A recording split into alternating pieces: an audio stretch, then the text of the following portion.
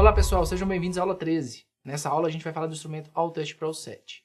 É um instrumento mais completo, é o High Level, e ele tem duas variáveis que eu vou explicar para vocês aí já no primeiro slide. Tá? A gente consegue ver pela tabelinha ali que é um instrumento de preditiva, como é o ATTT4, que eu falei na aula anterior. Né? Tem um software bem completo para a gente poder descarregar dados históricos.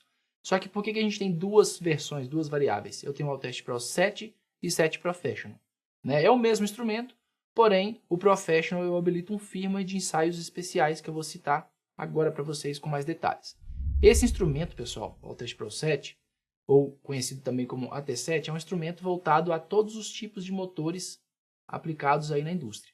A gente tem a versão AT7 Basic, que vai de motores de corrente alternada monofásicos a motores de corrente alternada trifásicos de indução, com rotor bobinado, motores síncronos, servomotores, ou seja, todo tipo de motor de corrente alternada e com tensão nominal baixa, ou seja, abaixo de 1000 volts ou acima de 1000 volts. Então eu posso aplicar motores de média, por exemplo, de 13.600, 16.600, vários níveis de tensão, e ele atende essa demanda, tá? Já a versão Professional, que é o 7 mais Professional, habilita para a gente também, como vocês podem ver aí, a análise de motores de corrente contínua, né, e transformadores. Tá? Essa é a grande diferença entre os dois, mas, claro, existem alguns benefícios além do que simplesmente medir corrente contínua e transformadores. Ele vai trazer também alguns recursos no software, que eu vou explicar quando a gente vai falando sobre o software. Tá? Nessa tela a gente vai falar só sobre o instrumento, no caso. Então, ele é um instrumento para preditiva, mas também utilizado para controle de qualidade, para detecção de falhas imediata, para comissionamento de motores. Então, é a versão mais completa. Bom, a característica construtiva dele é similar aos outros dois que eu já citei nas aulas anteriores. A gente tem na parte superior aqui as 4 entradas, identificadas 1 preto, 2 azul, 3 vermelho e amarela 4. A 1, 2 e 3, onde eu conecto as pontas de prova que vão fazer as medições no bobinado, ok? Então aqui seria, por exemplo, fase RST, ou então se eu estiver medindo o motor de corrente contínua, faço o fechamento de campo entre 1 e 2, a armadura entre 2 e 3. Tem vários exemplos de aplicação, eu vou mostrar para vocês nas telas. No canal 4, é o canal onde a gente aplica níveis de tensões para os ensaios de resistência à oscilação e fator de dissipação. Por exemplo, no caso de resistência à oscilação, a gente aplica ou 500 ou 1000 volts. Então, é através desse canal que aplica os níveis de tensão. Aqui não, aqui são ensaios feitos para medir os outros parâmetros, tá? Então, atentem-se a isso. Além disso, existe uma entrada da porta USB para eu poder descarregar os dados armazenados no instrumento. Esse é um instrumento que armazena até 600 medições, então eu tenho como trazer esses dados para o computador para fazer toda a análise e gestão de históricos. Falando da parte frontal do instrumento, nós temos aqui 15 teclas táteis e eles possuem um LED no fundo, para você utilizar em locais de baixa luminosidade. Eu vou ligar aqui o instrumento para vocês darem uma olhada. Olha só, liguei o instrumento, as teclas ficam acesas, isso facilita bastante a utilização em locais escuros, sala de painéis, por exemplo, ou outras demandas noturnas, então facilita bastante essa utilização aí, tá? Ele tem as teclas, como a gente já citou. Nós temos aqui do lado esquerdo o LED que indica o status de funcionamento ou de recarga da bateria, Então, quando ela estiver indicando em vermelho, aqui a bateria não está 100% carregada durante o recarregamento dela, Ela só vai acender quando você conectar, a lateral aqui indicando a entrada da fonte, só vai acender nesse caso, tá? Ficou verde é porque está 100% carregada a bateria. Do lado direito tem um outro LED também, que ele fica amarelo durante a realização dos ensaios, ou seja, ele só acende enquanto está executando a medição, para o usuário ter a atenção de não manusear o instrumento ou fazer nenhum movimento brusco enquanto está sendo medido, tá? Então essa é a característica principal da parte frontal do instrumento. Só mais um detalhe sobre a tela frontal do instrumento, nas 15 teclas que tem aqui, eles têm números e letras para você definir a nomenclatura ou a tag dos motores na hora de salvar. Então aqui é com a função de você digitar números e letras para identificar, na hora de fazer o registro das medições, tá? Então por isso que a gente tem essa quantidade de números e letras aqui. E na lateral esquerda a gente tem também aqui a entrada da fonte de alimentação da bateria. Aqui a gente conecta o carregador das baterias. Lembrando que a gente não deve utilizar os carregadores que não sejam originais. Então, sempre utilize o que o fabricante recomenda. Ele tem uma tensão nominal de 9 volts de saída e 1,7 ampere.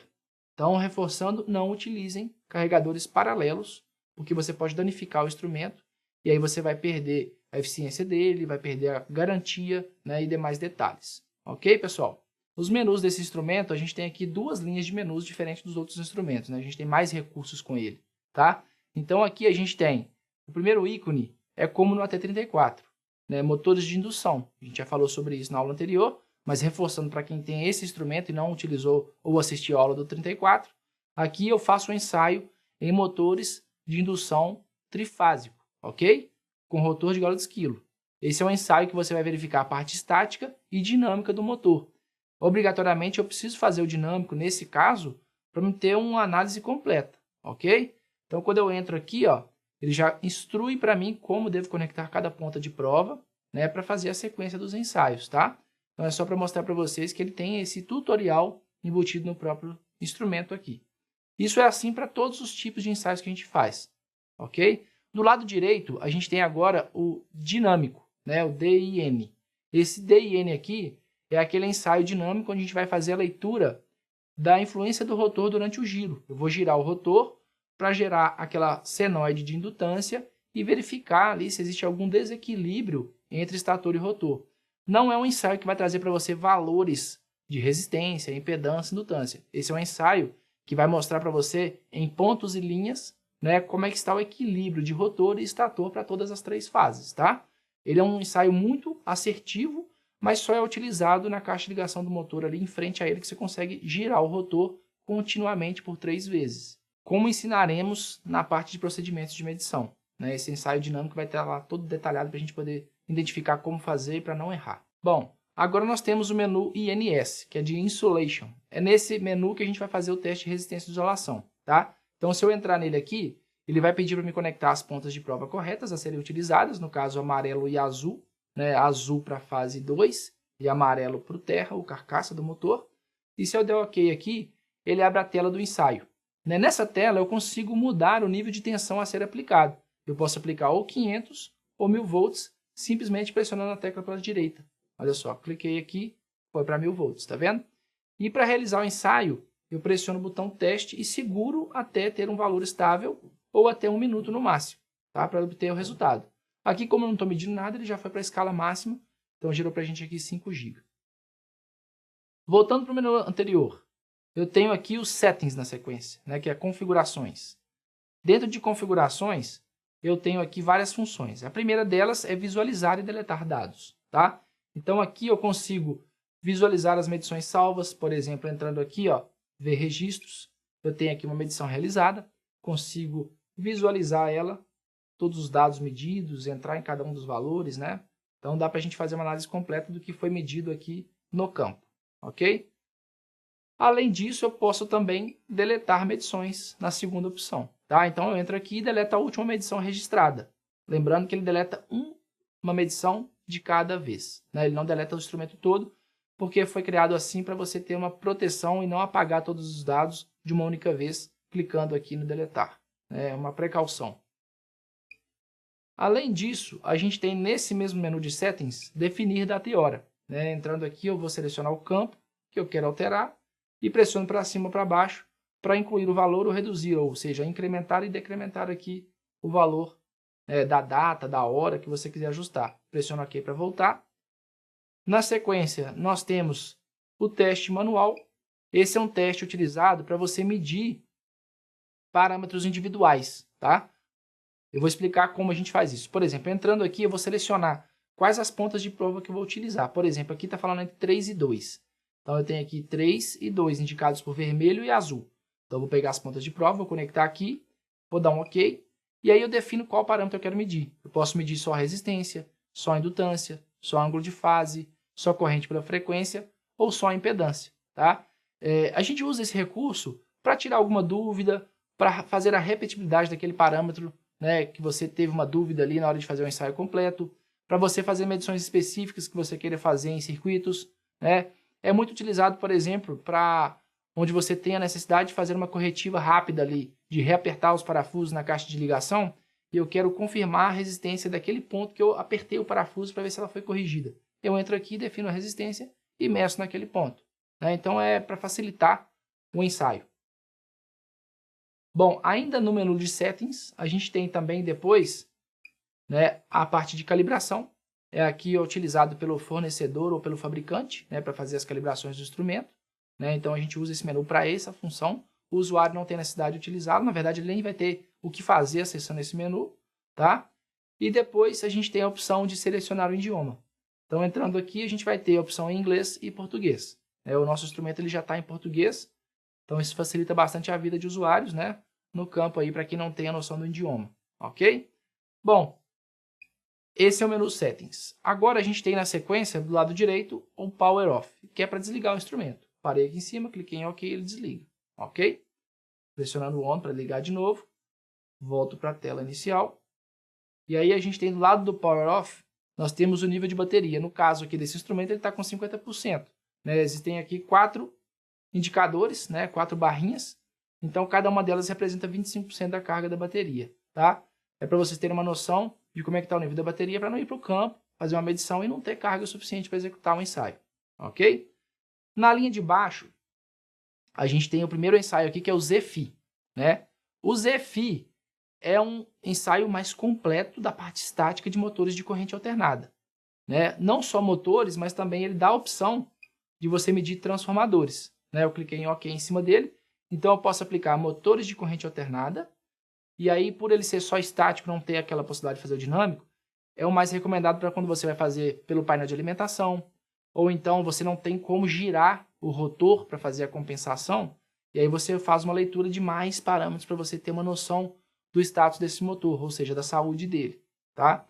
A opção de transformadores, né, para você pegar circuito de entrada e saída, o primário e o secundário, né? E também existe uma função de motor com rotor compensado. Essa função aqui, pessoal, é para você tirar a dúvida em relação àquela questão da posição do rotor que eu comentei com vocês. Mas não é um ensaio dinâmico, tá? Aqui eu vou simplesmente ajustar o rotor para achar uma posição onde eu tenho o valor ideal de impedância, ou seja, o valor máximo, por exemplo, e registrar a medição daquela fase. Quando eu vou medir a fase seguinte, eu faço a reposição de novo, acho o maior valor de indutância e faço o registro dessa segunda medição. E assim por diante. Então é para você eliminar a suspeita gerada por uma simples influência do rotor. Ok? Então esse é o menu Z/FI. É um teste mais completo. Tá? Vou mostrar para vocês o exemplo na prática da leitura de um ensaio feito no ZFI. Olha só. Aqui ó, no menu de Settings eu vou ver 2 medições. Primeiro delas eu vou ver um ensaio feito pelo IND, né? Que é esse caso aqui, tá vendo? Ó, motor CA IND. Então vem visualizar. E ele mostra para mim resistência, stator, rotor, contaminação e isolamento, tá vendo? Todas elas com resumo da falha aqui, ou da situação real desse motor, sendo que aqui tá tudo ok, tá tudo bom. Né? Então, dentro do stator eu vou ver só os pontos e as linhas que indicam ali o equilíbrio entre stator e rotor. Agora o ZFI, né, eu vou voltar aqui, ele já é uma leitura mais completa.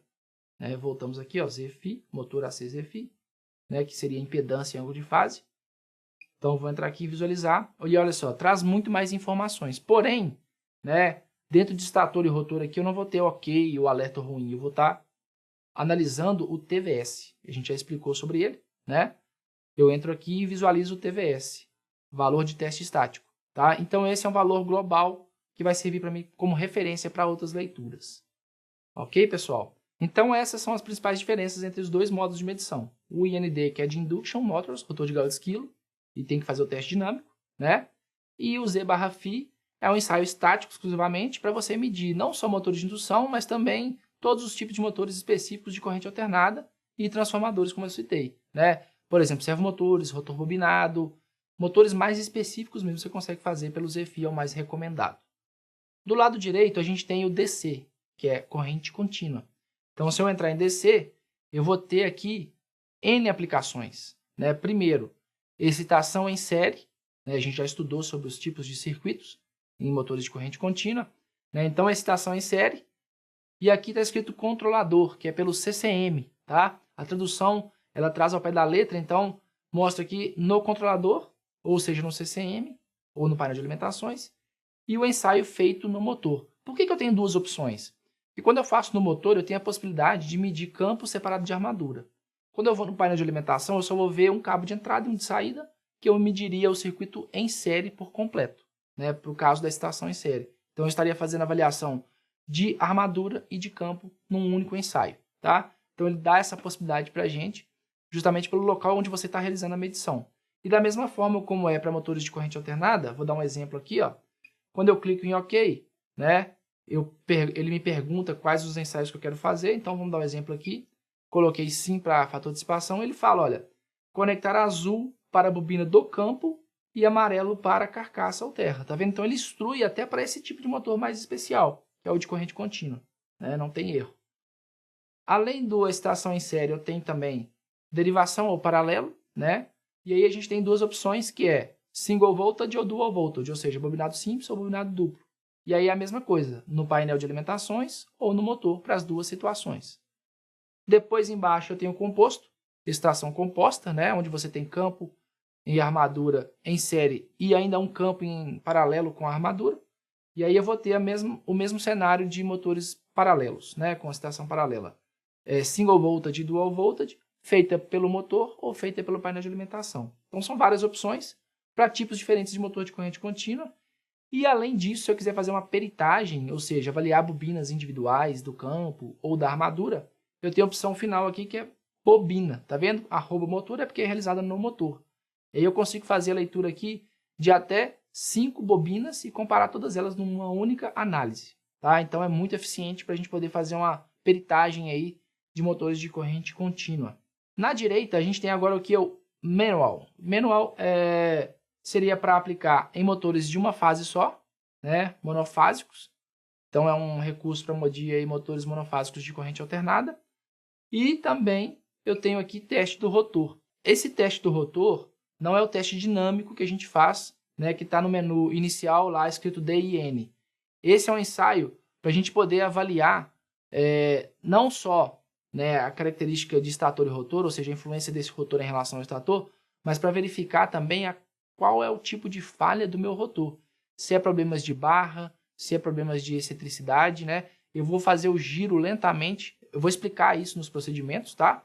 Mas eu vou fazer os giros separados por um nível de ângulo de graus, né? De acordo com o número de polos desse motor, para começar a traçar a forma de onda de indutância perfeita, né? E aí, em cima da forma de onda mesmo, pura, no software eu vou conseguir saber se é um problema de barra, se é um problema de excentricidade, né? Para a gente conseguir diagnosticar esse tipo de falha de rotor de Gauss quilo. Então, esse é um ensaio para motores com rotor de Gauss quilo, tá? Exclusivamente para esse tipo de motor. Depois, no menu seguinte, a gente tem o rota, né? ROT. É para você cadastrar rotas de medição no instrumento, para o inspetor ou para quem vai fazer as medições já ir para campo, sabendo quais os motores que ele vai medir, seja de uma área ou seja alguns motores que voltaram de reparo. Você vai conseguir jogar aqui para dentro uma rota.